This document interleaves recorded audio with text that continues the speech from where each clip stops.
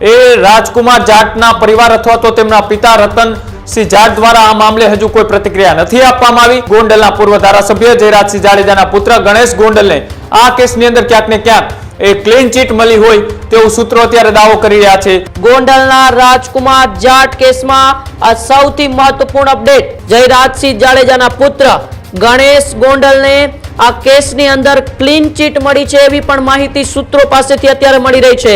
Narco test અને સાહેદોના નિવેદનના આધારે ગણેશ ગોંડલને અત્યારે ક્લીન ચીટ મળી। હત્યા હતું કે પછી મોત હતું કે પછી અકસ્માત હતું કે જે રીતના નાર્કો ટેસ્ટની અંદર લગભગ 16 જેટલા સવાલો છે તે ગણેશ જાડેજાને પૂછવામાં આવ્યા હતા। ત્યારે જ ન્યૂઝરૂમ ગુજરાતની YouTube ચેનલને સબસ્ક્રાઇબ કરો અને Instagram અને Facebook પર ફોલો કરો।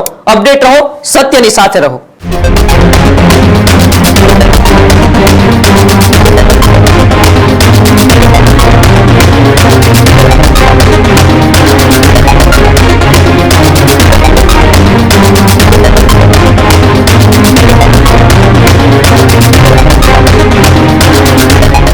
સમાચારોમાં આગળ વાત કરીએ હંમેશા એ ચર્ચિત રહેતા ગોંડલની, તો ગોંડલના એ રાજકુમાર જાટ કેસને લઈને અત્યારે સૌથી મોટા સમાચાર સામે આવી રહ્યા છે। ગોંડલના રાજકુમાર જાટ કેસમાં આ સૌથી મહત્વપૂર્ણ અપડેટ। રાજકુમારના જાટ મોત કેસમાં SIT નો એ મહત્વ રિપોર્ટ હાઈકોર્ટની અંદર રજૂ કરવામાં આવ્યો છે તેવું સૂત્રો પાસેથી અત્યારે જાણવા મળી રહ્યું છે। જયરાજસિંહ જાડેજાના પુત્ર ગણેશ ગોંડલને આ કેસની અંદર ક્લીન ચીટ મળી છે એવી પણ માહિતી સૂત્રો પાસેથી અત્યારે મળી રહી છે। SIT ની તપાસમાં ગણેશ ગોંડલની કોઈ ભૂમિકા ન હોવાનું અત્યારે ખુલ્યું છે। નાર્કો ટેસ્ટ અને સાહેદોના નિવેદનના આધારે ગણેશ ગોંડલને અત્યારે ક્લીન ચીટ મળી છે આવી માહિતી સૂત્રો દ્વારા પ્રાપ્ત થઈ રહી છે। હાઈકોર્ટમાં રજૂ કરાયેલા રિપોર્ટ પર 29 જૂન 2026 ના રોજ હવે વધુ સુનાવણી હાથ ધરાશે। રાજકોટ અમદાવાદ હાઈવે પર રાજકુમાર જાટનું એ રહસ્યમય મોત થયું હતું। રાજકુમારના પરિવારે ગણેશ જાડેજાએ ષડયંત્ર રચ્યાનો એ આરોપ લગાવ્યો છે। સુરેન્દ્રનગર એસપીની અધ્યક્ષતામાં SIT ની રચના કરવામાં આવી હતી અને SIT એ ગણેશ ગોંડલનો એ નાર્કો ટેસ્ટ પણ કર્યો હતો। એ સૌથી ખૂબ ચર્ચિત રાજકુમાર જાટ કેસને લઈને અત્યારે આ સૌથી મોટા સમાચાર એ સૂત્રો પાસેથી મળી રહ્યા છે। મારી સાથે મારા સહયોગી કૃણાલ ન્યૂઝરૂમથી જોડાયેલા છે। કૃણાલ, આમ તો હંમેશા ગોંડલ ચર્ચામાં હોય છે પરંતુ છેલ્લા કેટલાય સમયથી રાજકુમાર જાટ કેસને લઈને ચર્ચામાં હતું। ગણેશ ગોંડલનો નાર્કો ટેસ્ટ થયો અને ત્યારબાદ એ રિપોર્ટ હવે હાઈકોર્ટમાં રજૂ થયો છે અને સૂત્રો પાસેથી માહિતી મળી છે કે ગણેશ ગોંડલને ક્લીન ચીટ મળી છે। બિલકુલ વાત કરવામાં આવે તો છેલ્લા 6 મહિનાથી આ ખૂબ ચર્ચામાં રહેલો કેસ એટલે કે રાજકુમાર જાટ રહસ્યમય હત્યા કેસ। હત્યા હતું કે પછી મોત હતું કે પછી અકસ્માત હતું, આ તમામને લઈને સવાલો ઉઠી રહ્યા હતા અને ત્યારબાદ એ રાજકુમાર જાટના પિતા એટલે કે રતનલાલ જાટ દ્વારા એ કાયદેસરની કાર્યવાહી માટેની તેઓએ માંગ કરી હતી। તેઓએ આરોપ પણ લગાડ્યા હતા કે આ કેસની અંદર એ જયરાજસિંહ જાડેજાના પુત્ર એટલે કે ગણેશ ગોંડલનો હાથ છે। તેઓએ મારા પુત્ર ઉપર હુમલો કરી અને તેમને જાનથી મારી નાખ્યો છે આવા આક્ષેપો બાદ એ આ તમામ જે ઘટના છે તેની તપાસ છે તે ગોંડલના આસપાસ વિસ્તારોની અંદર કરવામાં આવી હતી। ત્યારબાદ રાજકોટ જિલ્લા પોલીસ બાદ બીજા જિલ્લા એટલે કે સુરેન્દ્રનગર જિલ્લાના પોલીસ અધિકારી SP એવા પ્રેમસુખ ડેલુની અધ્યક્ષતાની અંદર એક ટીમની રચના કરવામાં આવી હતી। આ ટીમની રચના થયા બાદ ગણેશ જાડેજાનો એ નાર્કો ટેસ્ટ છે તે કરવામાં આવ્યો। નાર્કો ટેસ્ટ થયા બાદ તેઓને ગુજરાત હાઈકોર્ટની અંદર તેમના નાર્કો ટેસ્ટને રિપોર્ટ છે તે મોકલવામાં આવ્યો।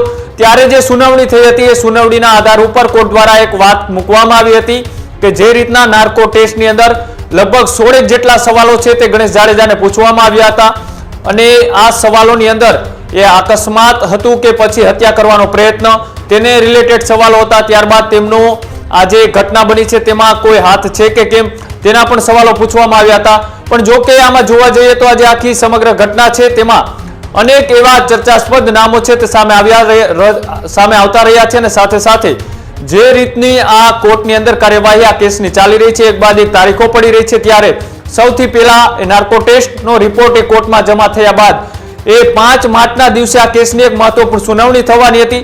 જો કે કોઈ કારણોસર ત્યારે સુનાવણી નથી થઈ ચૂકી અને અત્યારે જે આ કોર્ટ દ્વારા એક સુનાવણી છે તે કરવામાં આવી છે। જો કે સુનાવણી તો આજે પણ નથી થઈ શકી, પણ જે રીતના કોર્ટ દ્વારા માહિતી છે તે આપવામાં આવી છે, સૂત્રોએ દાવો કરી રહ્યા છે કે જે રીતના આ નાર્કો ટેસ્ટ ઉપર સુનાવણી છે તેમાં કોર્ટે ગોંડલના ગણેશ જાડેજાને આની અંદરથી ક્લીન ચીટ આપી દીધી છે. તેનો આમાં કોઈ રોલ ના હોવાની વાત એ કરવામાં અત્યારે આવી રહી છે. જો કે હજુ સુધી એ રાજકુમાર જાટના પરિવાર અથવા તો તેમના પિતા રતનસિંહ જાટ દ્વારા આ મામલે હજુ કોઈ પ્રતિક્રિયા નથી આપવામાં આવી.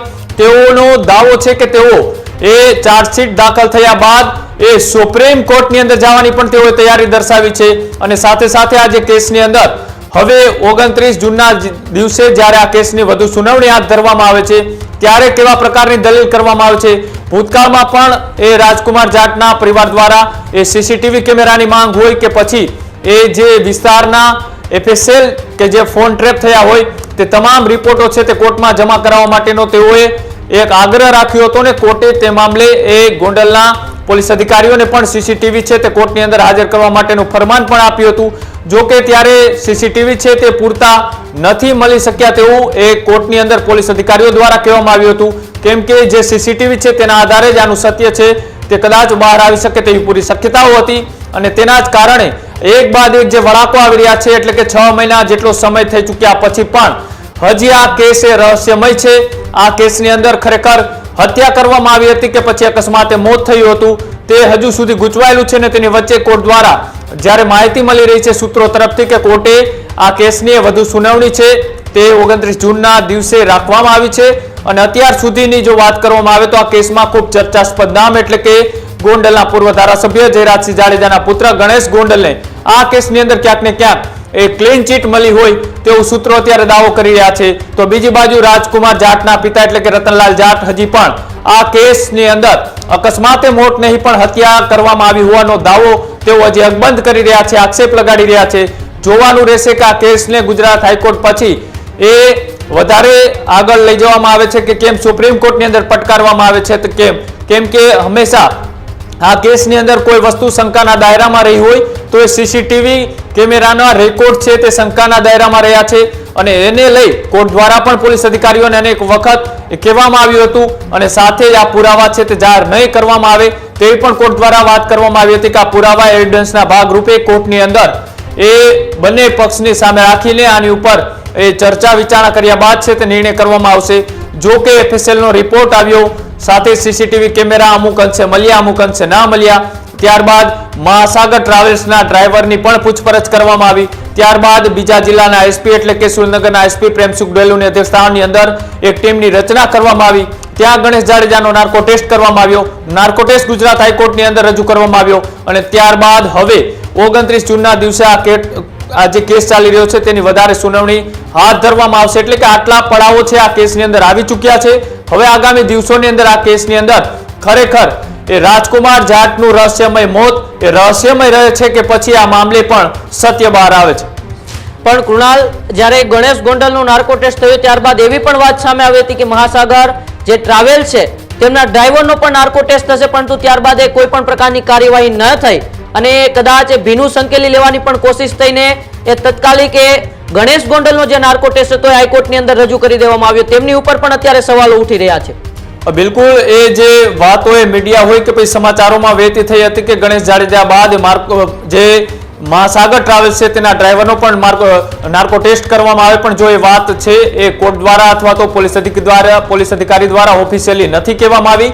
એટલે કે આ માત્ર ચર્ચાનો વિષય હતો, એવી કોઈ વાત નથી કરવામાં આવી કે મહાસાગર ટ્રાવેલ્સના ડ્રાઈવરનો પણ નાર્કો ટેસ્ટ કરવામાં આવે. એમનો એફએસએલ રિપોર્ટ છે તે કરવામાં આવ્યો હતો, સાથે સાથે તેમના ફોન છે તેમના પણ ડેટા છે તે ચેક કરવામાં આવ્યા હતા અને ત્યારબાદ તેમની પૂછપરછ એ જે રીતના રાજકોટ જિલ્લાના પોલીસ અધિકારીઓ દ્વારા કરવામાં આવી હતી અને તેમની ઉંમરના કારણે કદાચ તેમનો નાર્કો ટેસ્ટ ન થઈ શકે હોય તેવી વાત એ પ્રાથમિક તારણ છે તે પણ સામે આવ્યું હતું. એટલા માટે કદાચ તેમનો નાર્કો ટેસ્ટ ના કરાવ્યો હોય. પણ આ કેસની અંદર જે પણ વસ્તુઓ એ સામે આવતી રહી છે તે તમામની તપાસોની વચ્ચે પણ હજી ક્યાંક ને ક્યાંક આ મોત છે કે પછી અકસ્માત છે, આ તમામની વચ્ચે હજુ પણ આ કેસ એ ગૂંચવાયેલો છે. જોવાનું રહેશે કે ગુજરાત હાઈકોર્ટ બાદ હવે રાજકુમાર જાટનો પરિવાર આ કેસને લઈ ન્યાય માટે સુપ્રીમ કોર્ટના દ્વાર ખટખટાવે છે કે કેમ.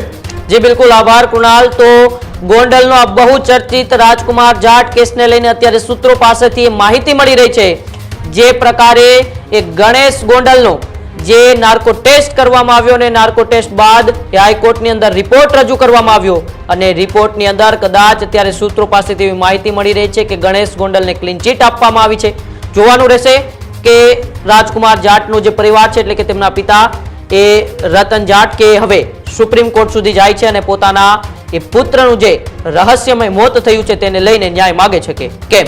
ત્યારે જ ન્યૂઝરૂમ ગુજરાતની યુટ્યુબ ચેનલને સબસ્ક્રાઇબ કરો અને ઇન્સ્ટાગ્રામ અને ફેસબુક પર ફોલો કરો. અપડેટ રહો, સત્યની સાથે રહો.